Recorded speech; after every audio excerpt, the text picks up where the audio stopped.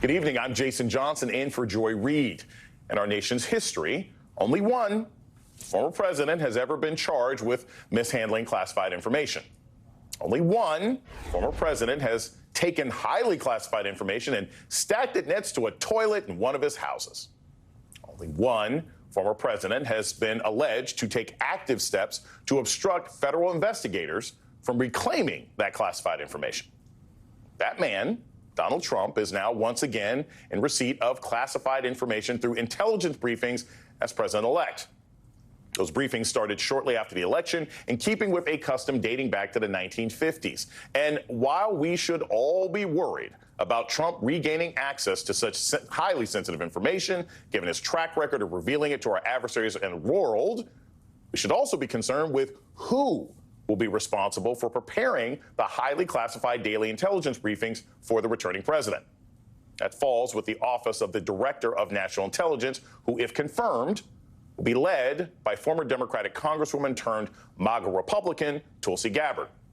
Or, as Russia State TV has referred to her as, and I'm not making this up, Russia's girlfriend. It's quite the apt nickname given her deference to the Kremlin, or at least willingness to parrot its talking points. As New York University historian Ruth Ben-Ghiat points out, nominating Gabbard for Director of National Intelligence is a way to Putin's heart, and it tells the world that America under Trump will be the Kremlin's ally rather than adversary. Let's not forget that Gabbard, who has never worked in intelligence ever in her career, would be responsible for overseeing the entirety of the nation's 18 different intelligence agencies and departments. But perhaps it should not be too surprising to have someone in that position who is so favorable to Russia, given that her soon-to-be boss previously sided with Putin over our own intelligence agencies, like at the infamous Helsinki summit in 2018, over claims of Russian interference in the 2016 presidential election. My people came to me, Dan Coates came to me, and some others. They said they think it's Russia. I have President Putin. He just said it's not Russia. I will say this. I don't see any reason why it would be. Joining me now to discuss is a member of the House Intelligence Committee, Congressman Raja Krishnamoorthi of Illinois. Also joining us is MSNBC political analyst Tim Miller, writer-at-large for The Bulwark and host of the Bulwark podcast. Congressman, you are here with me at the table, so we will start with you. These intelligence briefings, obviously, they're very important. We also know from past history that former President Trump barely ever read them, didn't pay any attention to them. How problematic is it that he is now getting this kind of information again, and that'll be getting put together by somebody like Tulsi Gabbard, who, quite frankly, doesn't appear to be particularly concerned about national security, at least from the way that Americans have perceived for the last 70 years? It's terribly problematic. I mean, first of all, she's ill-qualified for this job, as you pointed out. Secondly, this job is really for the ultimate truth teller, so to speak, the person who's going to unearth the facts, tell the truth about what needs to be done to protect our national security. So if her job is to basically tell him whatever he wants to hear or to be loyal to him, that goes against the fundamental prerequisite to doing the job, which is telling the truth and being loyal ultimately to the American people in protecting their national security. Tim, one of the concerns that any sort of common sense person would have is that, as the Congressman just mentioned, the people putting together national intelligence have to be truth tellers. They have to be willing from time to time to tell the president, hey, this thing you want to do, it may not be the smartest thing, or this thing you believe may not be true. We've seen this all the way back to the first Bush administration and the Gulf War. You can't lie to these people. You had certain generals who would say they have a problem. How problematic is it that this incoming administration has not only picked people who won't be truth tellers in intelligence, but are trying to set up systems where they can remove experienced generals and national security people who would be able to tell the truth? Yeah, I think it's troubling across a couple of different, potential avenues, Jason. I like the one that you guys are mentioning is, the kind of the top level, right? That Donald Trump isn't interested in information that goes counter to his worldview. Last time, say what you want about the people around him, and certainly they failed the country in a lot of ways. But he did have a handful of subject matter experts that did their best to try to tell him what was really happening out there in the national security and intelligence space, but also in some of the other cabinet positions. That's not happening this time. I mean, we're seeing that with his appointments. We all knew that this was happening. This is something that we warned about before the election. And so I think that's a real problem.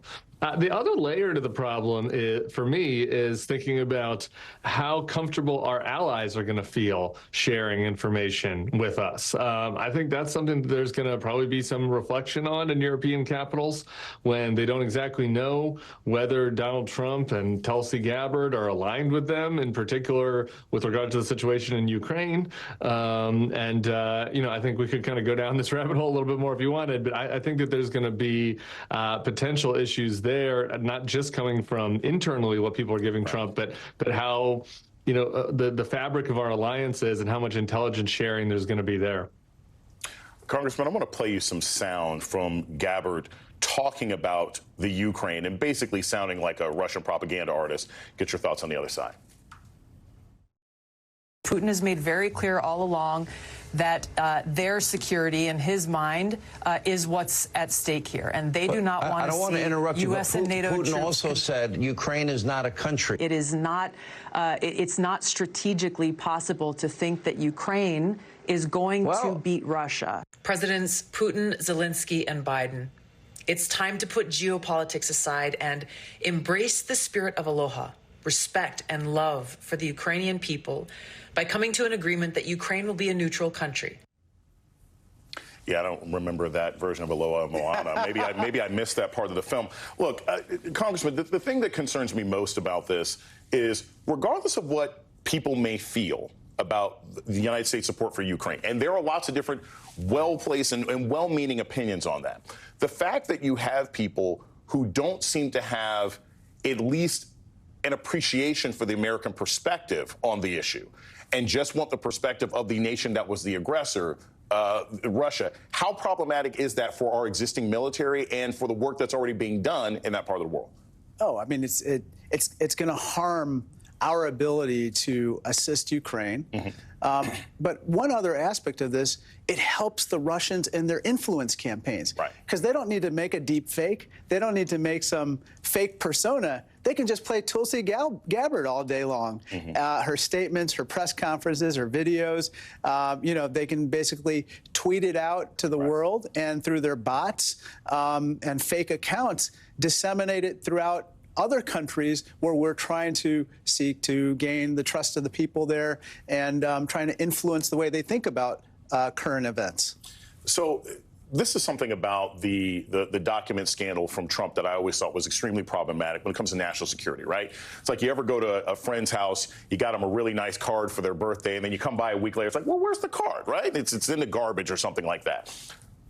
Our allies saw those documents, right? And it's like that Christmas card that's laying next to the garbage. It's like, hey, I gave you that. I gave you that. This is important. What is the potential impact of this administration? I mean, clearly, France and Germany and the UK and Australia, they're not going to want to share information in the same way with a Trump administration. How can that endanger regular American citizens? Well, remember, we have very important alliances and partnerships, even in the intelligence gathering and collection and sharing spaces, where we don't necessarily have eyes all around the world, and so we rely on others to gather intelligence and share it with us. It could be about threats to third parties. It could be threats to us. Right. And so if we don't have them sharing the latest and greatest information with us, we can't protect ourselves. We have an arrangement called Five Eyes. This is with 4 other countries in the world, New Zealand, Australia, the UK, and Canada, where we share virtually all of our crown jewel secrets. Mm-hmm. And so I could see them basically holding back. And that would really, impair our ability to protect ourselves, our allies, and our partnerships.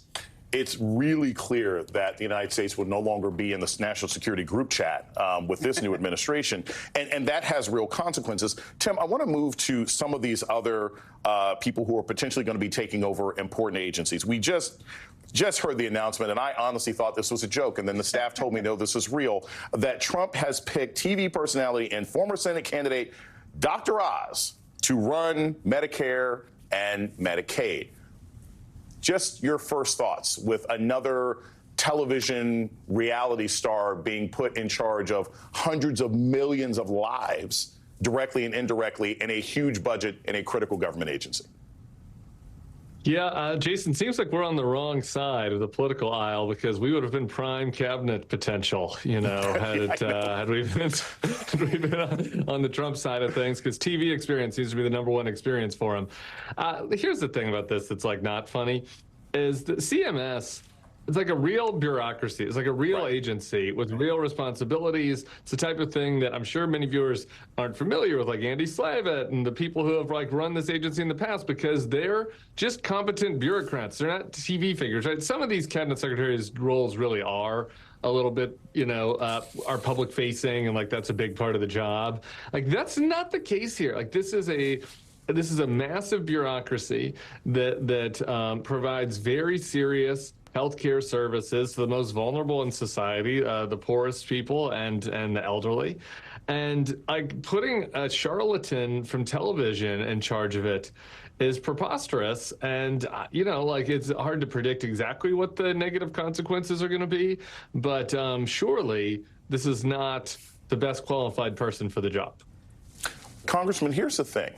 When government bureaucracy fails, the responsibility ends up falling on members of Congress, right? When people can't, when there's something happening with the IRS, if there's something happening with my health care, so something happening with Social Security, they're calling your office. They're saying, why can't I get the medicine I need? 100%. My son or daughter is stuck abroad on a school trip. How is this level of incompetence in important government agencies going to affect members of Congress? Well, that's the thing. I think that we're going to have tons of constituent services cases rolling in pretty soon, because you're absolutely right. I mean, everything from, you know, a lost Social Security check to your veterans benefits not coming in on time. That's where we go to the civil servants and we ask them for help. And if they have people like Dr. Oz in charge, you can imagine how much more complicated our constituent services situation is going to be, and how many more cases are going to come in, because they're just going to screw up the disbursement of benefits in the first place. I guess on the other hand, I could also see like how maybe, you know, we lucked out the first time when Trump was in, because some of his draconian policies that he announced weren't implemented properly because of the incompetence of the bureaucracy. Or I'm sorry, the incompetence of the people that he put in charge. So it might be a double-edged sword, but I'm not holding my breath. Right now, you know, we need competent people to deliver services. We're not going to get that. We're going to get people who are, you know, accused of sexual assault, or they're TV personalities, or both. So I'm going to close with that, actually, because we have more information here. There's the New York Times is saying that there's some hacker who is said to have gained access to the file with damaging testimony about Matt Gaetz. I don't know what the file can tell us that most reporting hasn't already made abundantly clear. There's a lot of smoke here. I suspect something's on fire. Just as a member of Congress and seeing how Gaetz has operated, do you think that he is likely to get confirmed? Because, again, it's not going to be about the scandals. It could just be about the fact that he's not a particularly popular person. Do you think he has a chance of still becoming Attorney General? He has a chance, but, I mean, even my Republican colleagues are saying they don't think he's going to get confirmed. I keep my expectations super low at this point, because I'm still looking for a lot of Republicans with backbone in the Senate, and I haven't seen a lot of that. It's kind of a endangered trait. But on the other hand, I think that with regard to Matt Gaetz, he has enough people who are kind of his sworn adversaries that there's a possibility that he may not get confirmed. Tim, I bring the same question to you. I think the idea that I don't think Trump is sophisticated enough to pick a sacrificial lamb. He's not, you know, he's not going to pick a Harriet Mier because I know you won't like this one, so I can get the second person in. What do you think is the possibility of major disruption in this incoming administration if their first selection for AG is not successful? Do you think it slows the implementation of any of the more horrendous policies that they've been talking about trying to implement as soon as they get in office? Yeah, potentially. Look, here's the thing. They are going to have very narrow majorities in both houses, and these guys are already infighting. You know, like just before I got on, I saw a tweet where from one Republican member of Congress wanted to offer medical leave to women who just had babies from Congress, and another Republican said that's unconstitutional. J.D. Vance, the VP-elect, sent a tweet calling one of Steve Bannon's producers an imbecile today, and then deleted it, right? Like, these guys are going to infight, okay? This is, it's a rowdy bunch, and so I think that potentially potentially Gaetz could be the thing that kicks that off. But like the congressman, I don't have a ton of hope that we're going to see a bunch of backbone in this from Republicans in the Senate. But I do think that that their efforts could be stymied by infighting. Congressman Raja Krishnamurthy and Tim Miller, thank you so much for starting us off today on the show.